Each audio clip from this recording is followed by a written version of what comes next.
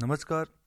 स्वागत है आप सभी का। तो चलिए हमेशा की तरह आज के दिन की भी शुरुआत करते हैं द स्पीकिंग ट्रे के आर्टिकल के साथ। आज हम चर्चा करने जा रहे हैं स्टोरीज ओल्ड एंड न्यू। तो यहाँ पर स्टार्टिंग में चर्चा कर रहे हैं जो एथिक्स और वैल्यूज़ जो जो लेसन्स होते हैं उनमें जो हमें सिखाते हैं बहुत कुछ, वो और भी बढ़िया तरीके से हमें सिखाएंगे अगर हम उन्हें एक स्टोरी वे की तरह जो है प्रेजेंट करेंगे लोगों के सामने।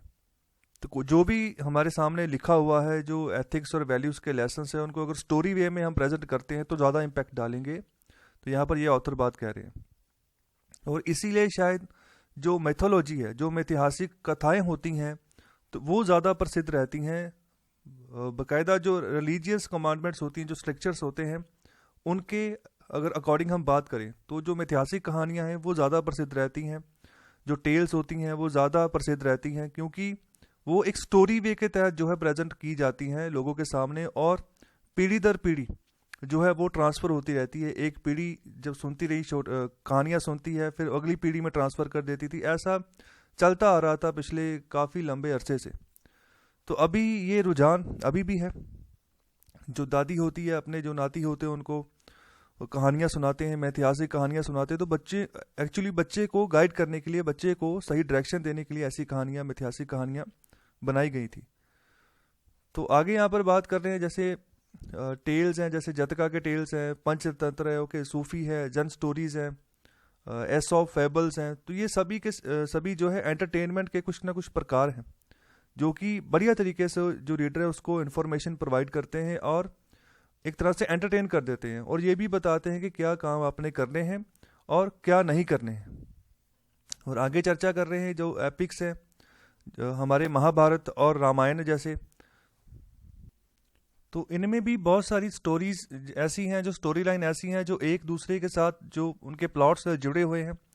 स्टोरीज के बीच में से जो स्टोरीज निकल कर आती हैं, नैरेटिव्स निकल कर आते हैं, और ऐसा एक्सपीरियंस होता है जैसे आप किसी फूड कोर्ट में एंटर कर रहे हो, तो आपके सामने अलग अलग तरह के जो है फूड है, ठीक है, जो आपको जो है एंटरटेन करेंगे, जो आपको मिलेंगे। और ऐसे ही जैसे आप किसी ट्रेड फेयर में चले गए हो, जैसे एक मेला लगा हुआ है, तो उसमें आपको भांति भांति प्रकार के आपको झूले मिलेंगे, एंटरटेनमेंट मिलेगा। तो बिल्कुल इसी तरह से यहाँ पर बात कर रहे हैं, रामायण और महाभारत में भी स्टोरीज के बीच में बहुत सारी स्टोरीज निकल कर आती हैं। तो इस तरीके से उनका निर्माण किया गया है कि अच्छे से समझ आए जो भी रीडर होगा उसको। और अद्भुत बात यहाँ पर यही चीज़ निकल कर आती है कि जो भी आप चीज़ इन स्टोरीज में पढ़ते हो, आपके भीतर जो है ना सदा के लिए बस जाती हैं वो। तो ये एक स्पेशल इनका जो है एक गुण कह सकते हो आप। तो ये सिर्फ और सिर्फ जो इंडियन स्टोरीज हैं उनके साथ ये नहीं हो रहा, जो बाहर की जो फॉरेन की स्टोरीज हैं वहाँ पर भी टेल्स चलती हैं, वहाँ पर भी अलग अलग छोटी छोटी स्टोरीज बनाई हुई हैं जो बच्चों को सिखाई जाती हैं, सुनाई जाती हैं। तो वहाँ पर भी सेम यही जो है इम्पैक्ट बच्चों के ऊपर देखने को मिलता है जब वो स्टोरीज पढ़ते हैं। और आगे यहाँ पर बात कर रहे हैं कि एक रीनाउंड हॉलीवुड क्रिएटर है फिल्मों के, जिनका नाम है सेलिल बी डिमाइल। तो जिन्होंने फिल्मों बनाई हैं जैसे सैमसन हो गया, डलीला हो गया, the king of the Kings हो गया। तो एक बार ये मीटिंग में बैठे थे, कुछ डायरेक्टर्स थे, कुछ प्रोड्यूसर्स थे, जहाँ पर बातें चल रही थी the shortage of good story lines की, अच्छी स्टोरी लाइन्स की शॉर्टेज चल रही है। तो इनसे सवाल किया गया कि आप इसके बारे में क्या सोचते हैं। तो तभी स्माइल करके डिमाइल जी ने जवाब दिया कि मेरे पास जो है ना वो सारी स्टोरीज हैं नए और पुराने टेस्टामेंट्स में जिसकी मुझे ज़रूरत है। तो कहने का मतलब जो पुराना इतना बड़ा भंडार आपके पास पड़ा हुआ है उसको भी हम सही तरीके से समय के हिसाब से कंसेप्चुलाइज करके उनको पेश कर सकते हैं। तो वो नई भी हो गई और पुरानी भी हो गई। तो यहाँ पर एपिक्स और जितनी भी स्क्रिप्चुरल स्टोरीज पूरे वर्ल्ड में हैं, जितने भी टेल्स हैं, जितने भी फैबल्स हैं, वो एक बड़े तरीके का जो स्टॉकिंग वे है ना, वो इस तरीके से प्रभाव डालती हैं और जो इमेजिनेशन है उसको क्रिएटिव बनाती हैं।